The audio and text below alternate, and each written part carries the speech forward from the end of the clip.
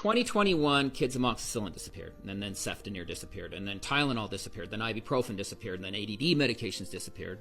And so the Biden administration said, what's going on here, FDA? And the FDA did a report. And they said, it's easy. We only make 17% of essential medications inside the United States, that we make 3% of our antivirals, we make 7% of our antibiotics. We haven't made a beta-lactam antibiotic since 1979.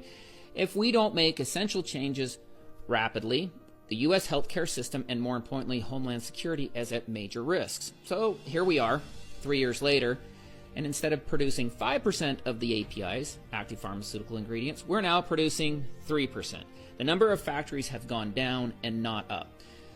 The shortages are worse now than they were in 2021.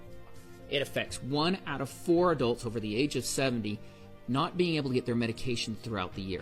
1 in 7 Americans are affected by this.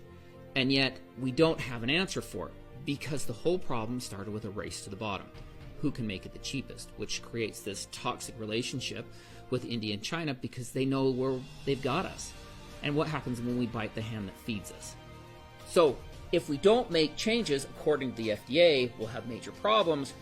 We didn't make changes, and we're having problems, and there are more shortages today than there was in 2021. We've already seen shortages of antibiotics and other medications.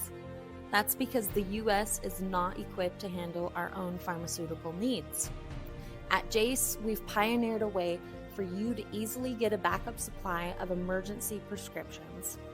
Comment medication on this video if you want to learn more information, so you can have peace of mind when it comes to potential supply chain disruptions.